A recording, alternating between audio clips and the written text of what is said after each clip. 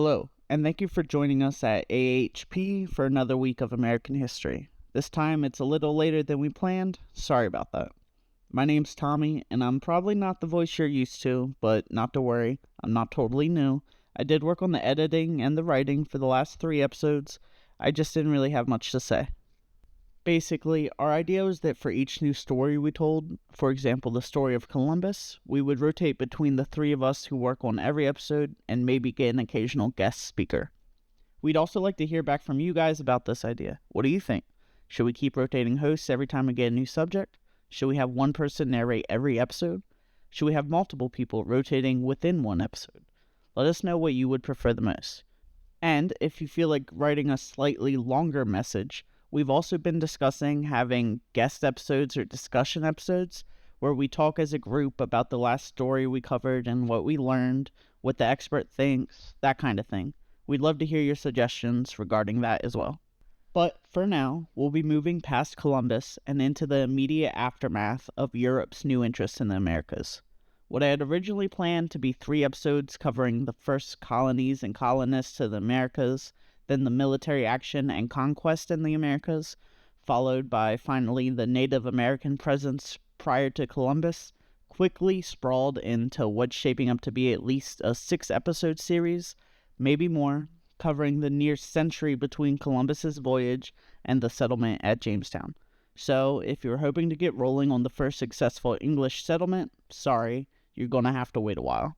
Also, I would just like to remind everyone that a lot of what we'll be discussing today comes from small, scattered pieces of evidence rather than a long list of documents.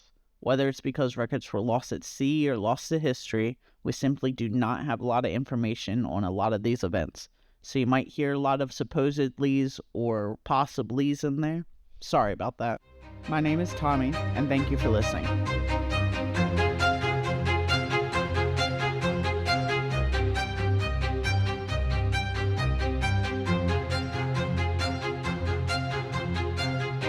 Last time, we left off by discussing Columbus's final voyage to the Americas and his lasting legacy today.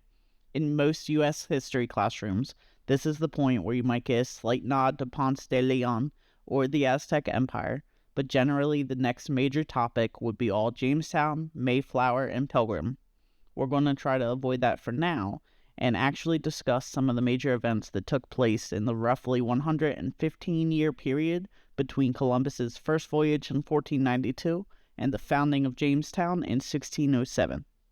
Before we really get into the story, though, while we are covering the early colonists and colonies of the time period, I'd also like to stress that any one of these events could warrant their own episode or even their own show, and we encourage you to look into these more after the episode. Today, our story begins with yet another Italian explorer named Giovanni Caboto, but whom you likely know as John Cabot. Reportedly born in Genoa, Italy, sometime around 1450, he would go on to be the first reported European to step foot on coastal North America since the abandonment of Vinland. His life began similarly, though not identically, to Columbus's. He would eventually take up residence in Venice and obtain his Venetian citizenship in 1476 at 26 years old, already being described as a large and fit man befitting a sailor, though it's unclear if he already had his signature split beard at the time.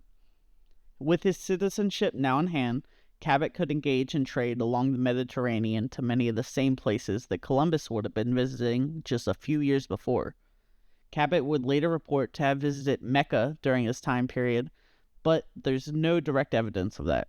The closest he is recorded to have visited was, quote, the Sultan of Egypt, which then comprised most of modern-day Palestine, Israel, Syria, and Lebanon, where he acquired a slave which he later sold in Crete. The records on Cabot aren't as clear as, say, those on Columbus, but it seems that while in Venice, he had married a woman named Matea. They had multiple sons by 1484, named Ludovico, Sebastian, and Sancto, respectively, and possibly not correctly. Let me know if I got that wrong. Besides his work trading along the sea, it seems that he also spent some time during these years working as a house builder. But the good times were not to last, and with an increasing debt hanging over his head, Cabot was forced to take his family and flee Venice by November 1488. He eventually landed in Valencia, Spain, but it seems that one couldn't even escape their debt in 1488, since shortly thereafter his creditors in Venice had sent a letter of recommendation to the authorities in Valencia that he ought to be arrested. This new home worked for a while, but needing funding and to once again escape his debts, Cabot left for Seville in 1494, where he worked for some time on a stone bridge that he had proposed, but the city council canceled it before he got to finish. At this point, Cabot already dreamed of a transatlantic voyage, and had sought funding in both Seville and Lisbon, but had been rejected both times. Though he claimed to have dreamed of the trip independently of Columbus, it's more likely that he was inspired by the other man's successful voyage, if you can call it that, which took place only a few years prior and was already the talk of Europe. Not seeing any success on mainland Europe, Cabot made one final desperate play and sailed for England. Likely landing in Bristol, the site of nearly all maritime expeditions from England at the time, Cabot immediately set about petitioning the king and the wealthy financiers of the area to the value of his proposed voyage, finally breaking through to them in 1496 when a royal patent was issued in his name. What follows is a small excerpt of Cabot's charge for exploration. Quote, "Free authority, faculty, and power to sail to all parts, regions, and coasts of the eastern, western, and northern sea under our banners, flags, and ensigns, with 5 ships or vessels of whatsoever burden and quality they may be, and with so many and with such mariners and men as they may wish to take with them on the said ships, at their own proper costs and charges, to find, discover, and investigate whatsoever islands, countries, regions, or provinces of heathens and infidels, in whatsoever part of the world place, which before this time were unknown to all Christians." Furthermore, it was stipulated that Cabot was to only sail out of and into the Bristol port, where it's likely most of his financial backers resided, that all commerce that resulted from the expedition must be conducted with England alone, and that any and all goods must be returned through the Bristol port, where the English king, Henry VII, was to receive 1/5 of all the profit. With his financial and political backing now in place, Cabot was ready to begin his expedition, but it wouldn't go exactly as he had planned. While there are very few records of this first voyage, the most prominent comes from what is today known as John Day's letter, written by, you guessed it, John Day, and supposedly sent to Christopher Columbus himself. It read in part, quote, "Since your lordship wants information related to the first voyage, here is what happened. He went with one ship, his crew confused him, he was short of supplies and ran into bad weather, and he decided to turn back." The second voyage, which took place a year later in the May of 1497, fared much better, though the information is still rather limited compared to what's available regarding Columbus. The majority of the information comes from 4 short letters and an entry nearly 70 years later in a 1565 chronicle by the city of Bristol, whose 1497 entry reads, "This year, on St. John the Baptist's Day, 24th of June, 1497, the land of America was found by the merchants of Bristol in a ship of Bristol, called the Matthew, the which said ship departed from the port of Bristol the 2nd day of May, and came home again on the 6th of August the next following." The Matthew, Cabot's flagship, which was likely named after his wife Matea, held him, his son Sebastian, and a roughly 18-man crew as they made their 50-day journey west, before finally reaching land, which Cabot creatively named Newfoundland, or, in today's language, Newfoundland, Canada. This 50-day journey was about 20 days shorter than Columbus's, thus accomplishing Cabot's goal of reaching Asia faster, but did not result in any of the treasure that Cabot or his men had surely hoped to find. Instead, their most notable report was not about the vast amounts of gold, but instead the vast amounts of cod that could be found in the water. Cabot said that there were so many fish that his crew only needed to dip their baskets below the surface to catch them, which would have made for a steady, if a bit fishy, diet for the crew as they explored. But exactly what did they explore, and where did they go? What did they see? Did the crew create any maps? Unfortunately, it seems we may never know. The majority of records and documents, whatever they may have been, have since been lost to time. All we know for certain is that when Cabot did return to England on the 6th of August, Henry awarded him about £10, which was roughly the yearly salary of a sailor at the time, for discovering what they believed to be an island off the coast of China, as well as a second grant for a return visit to Newfoundland, which they still hadn't come up with a better name with. So then, in February 1498, on his third and final, or second and final, depending on if you really count that first go, voyage across the Atlantic, Cabot took with him 300 settlers and 5 ships, with intent of establishing a colony and locating Japan to begin trading for exotic spices and gems. They had with them enough supplies to last a year, and with that, they disappeared into the history books. Seriously, despite being the man that is most responsible for the English's entrance into the Americas, Cabot, his fleet, and all of his crew disappeared on that last journey, and there are no further historical records regarding them. While some scholars today speculate that Cabot and his crew survived, even reporting that they returned to live out the rest of their days in England, there is no solid proof of this claim, and as of now, it's generally accepted that John and his crew perished at sea. The Cabot name wouldn't be lost, however. First of all, in the immediate sense, his son Sebastian continued in his father's footsteps, exploring various parts of the world for England and Spain, and generally continuing the Cabot legacy.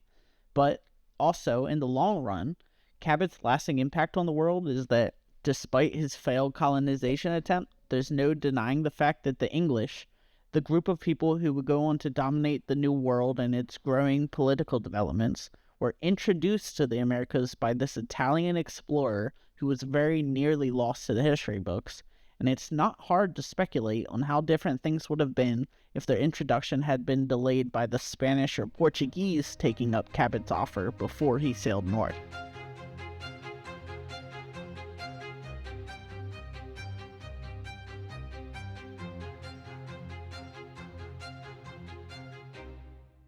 Our second story today is a little different, but it's just as important to the future Americas. After all, they're not called the Columbias or the Cabots, but the Americas. So why is that? Well, it's largely thanks to Martin Waldseemüller and a misconception that really got out of hand. In 1506, following the past decade or so of European exploration, a Genoan mapmaker by the name of Nicole di Cavero created what is today known as the Cavero map, a hand-drawn depiction of the world which is one of the first well-known maps to include the Americas, though they weren't yet labeled as such. The following year, in 1507, Martin, who was a German cartographer typically depicted with long hair and a flowing mustache, and his friend/colleague Matthias Ringman set out to create their own world map, which would have 3 major points of interest. For one, in the original map, despite not knowing what the entire landmass looked like, Cavero had depicted the Americas as their eastern coastlines, with them fading into vague landmasses towards the west. While it was inaccurate in its overall shape, this depiction at least acknowledged that the newly found land did continue an unknown distance into the west. When Waldseemüller created his map, however, he went with a different approach. Either intentionally or due to a misinterpretation of Cavero's depiction, Waldseemüller depicted the coastlines of the New World as the original map had, but did not have them fade into vague landmasses. Instead, he depicted the West as an ocean, simultaneously doing 3 important things. 1. It established that no, these new lands were not Asia, at least not the Asian mainland, even adding an inscription which read that the landmass was, quote, thought to be a mainland, although together with the previously discovered part, it is an enormous seagirt island of yet unknown size, meaning that he had recognized the Americas as a separate entity from that of Asia. 2. This depiction, while also inadvertently making the Americas mere slivers of what they actually were, accidentally predicted the Pacific Ocean on the far side of the New World, long before any European would have known of his existence there. The third, and perhaps the most impactful point of interest, is the topic which we're discussing today. Given that the new land had been identified as one separate from Asia, and hitherto unknown to Europeans, that meant it needed to be given a European name, a task which Waldseemüller, who was the least creative of the two, passed on to Ringman. In this respect, Ringman said, "I cannot see any reason why it should not be named after its discoverer Americus, and should be called Amerigen, or better still, America, since Europe and Asia are names which derive from women." So, what? We've spent the last 3 episodes and the beginning of this one discussing 2 major European explorers, 3 if you count Leif Erikson, and none of their stories had even a passing mention of this Americus. So how in the world had he been inadvertently named the continent's discoverer? Well, there are 2 major competing theories, but first, let's discuss who this man was and how Matthias Ringman even knew his name. Americus, as Matthias had referred to him, is better known as Amerigo Vespucci, and was born in Florence on March 9th, 1454. Growing up in a fairly well-off and politically connected home, Amerigo received a very good education in the Medici-ruled Florence, and began his career by doing minor security and managerial roles for his family and the Medicis alike. By 1492, Amerigo had moved to Seville, where he began to work with Giannotto Berardi, a merchant, trader, and slaver operating out of the city. Berardi was actually a huge financier of Christopher Columbus, supposedly having invested 500,000 maravedis on his first voyage, though he had not seen much of a return.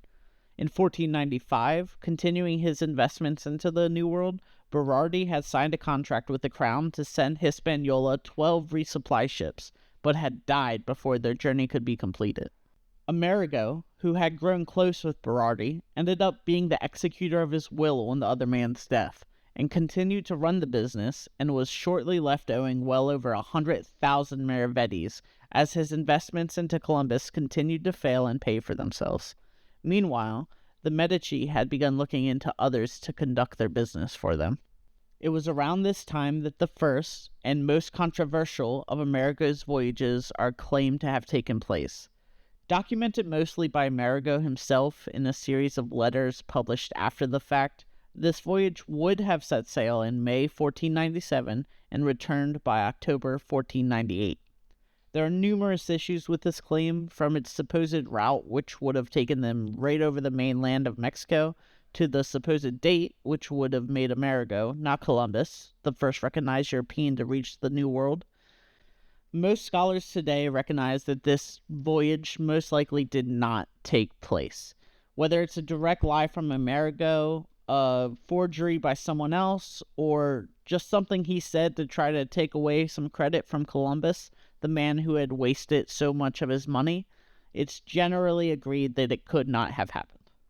Despite the bold claims regarding his first voyage, Amerigo would supposedly go on to make 3 more, one in 1499, 1501, and 1503 respectively, but it's really the first, likely fictitious voyage which has caused the most issues for what we're talking about here today.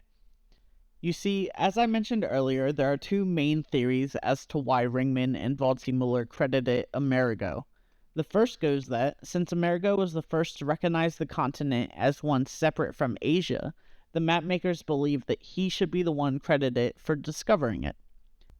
This theory extends from a letter written by Amerigo, where he said, quote, "We knew that land to not be an island, but a continent, both from its long extending coasts which do not enclose it, and from the infinite number of inhabitants which it contains." At first glance, this line seems to confirm the theory, but it's important to remember how dialect and definitions change over time. In the late 1400s and early 1500s, continent did not mean massive land mass, nor did it have anything to do with continental plates. Instead, it was, literally, meant to mean continuous, as in Europe, Asia, and Africa were all continuously connected to one another, and thus a continent.